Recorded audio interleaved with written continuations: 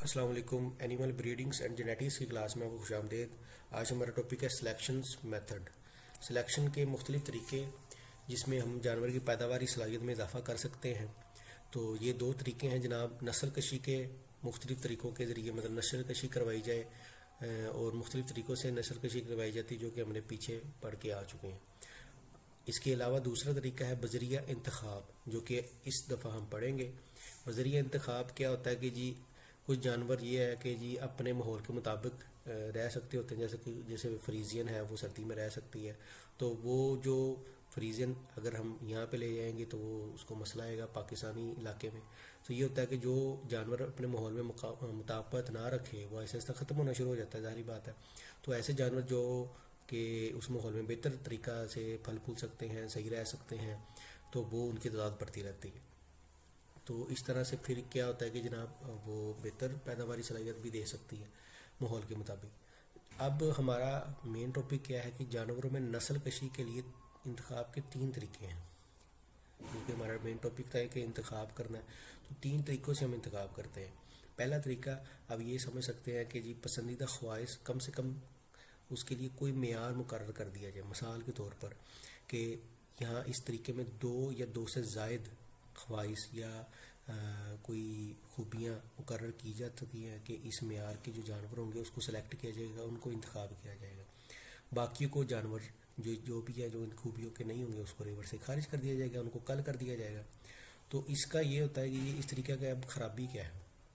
اس کی خرابی کیا ہوگی کہ ایک جانور ہے اس کی مثال کے طور پر 2 خوبیاں ٹھیک ہے, تیسری نہیں ٹھیک, تو وہ تو نکال دیا جائے گا. مطلب اس میں وزن میں کمی تو وہ ریور سے خارج کر دیا جائے گا.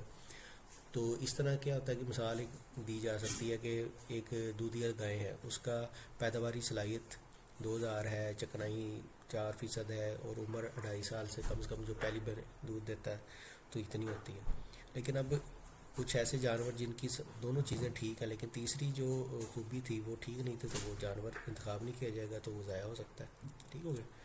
دوسرا انتخاب کا طریقہ کیا ہے جناب کہ ایک ایسی خصلت مثال کے طور پر اس میں ایک خصلت کوئی دودھ دے رہا ہے تو دودھ کی پیداوار حاصل کرنی ہے تو اس کو سلیکٹ کیا جائے گا. لیکن چکنائی مثال کے طور دوسری خصلت ہے اس کو اگنور کر دیا جائے گا, اس کو نہیں دیکھا جائے گا.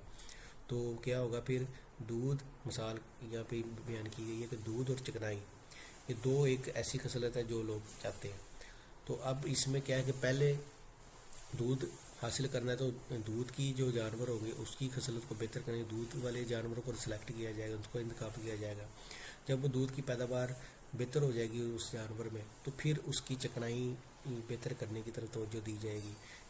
ٹھیک ہو گیا. مثال کے طور پہلے حاصل کر لیا مقصد, پہلی خصوصیت حاصل کر لی ایسے جانور میں, اور پھر اس میں اب چکنائی کی خصوصیت حاصل کرنی ہے, تو یہ بڑا لمبا چلے گا. ٹھیک ہو گیا. تو اس میں کیا ہوگا, اس طریقے میں انتخاب کا مسئلہ یہ آتا ہے کہ یہ خرابیت ہے کہ یہاں پہ وقت بہت زیادہ لگے گا. ظاہری بات ہے پہلے ایک خوبی پر جو ہے نا وہ توجہ دی جا رہی ہے, پھر اس کے بعد وہ حاصل کرنے کے بعد دوسری خصوصیت پر توجہ دی جائے گی, تو پیسہ بھی لگے گا اور وقت بھی لگے گا.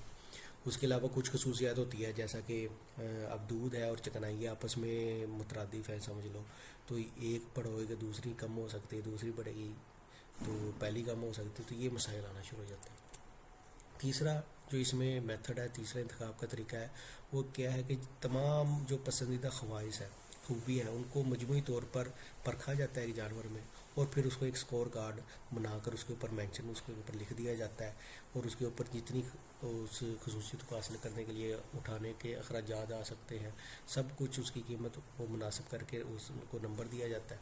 تو یہ طریقہ ہے جناب کہ اس میں پھر جو میجر جو سب جس بریڈ کی یا جس نسل کی زیادہ خوبیاں ہوں گی, زیادہ نمبر آئیں گے, تو وہ پھر سلیکٹ کیا جاتا ہے, وہ منتخب کیا جاتا ہے.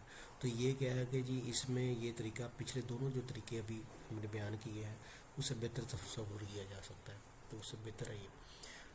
اب اس میں کیا ہے کہ جناب جانوروں میں نسل کشی کے لیے منصوبہ بندی یہ مین ہے. اب جو بھی ہم نے ابھی پڑھا ہے اوپر جو بھی ہم نے بیان کیا ہے یہ ساری باتوں سے یہ ایک چیز واضح ہے کہ یہ جو بھی پیداواری صلاحیت جانور میں اضافہ کرنا ہے تو اس کا انحصار صرف کس پہ ہے, منصوبہ بندی پر. مطلب اس پہ خوب سوچ بچار کیا جائے, ماہرین جو فن ہیں ان سے تعاون مشورہ کیا جائے, پھر جو ہے اس پہ نتائج حاصل کیے جا سکتے ہیں. نہیں تو ایسے ممالک جن میں جو ہے نتائج حاصل کرنے کی ضرورت ہوتی ہے وہ ان منصوبہ بندی کو نظر انداز کر دیتے ہیں. ٹھیک ہو گیا. تو یہ سارا کچھ منصوبہ بندی سے ہونا ہے. تو اس لیے جانوروں کی نسل کشی کی مکمل کمیٹی اور ہر ایک چیز دیکھنی ہوتی ہے. تو پھر یہ لمبا عمل ہے. تو اس پہ پالیسیاں تبدیل بھی کرنی چاہیے, غلط فہمیاں نہیں ہونی چاہیے, تاکہ جو نتائج حاصل کرنے ہیں وہ حاصل کیے جا سکیں. تو یہ تھا آج ہمارا ٹاپک. ملتے ہیں اگلی کلاس میں, تب تک کے لیے خدا حافظ.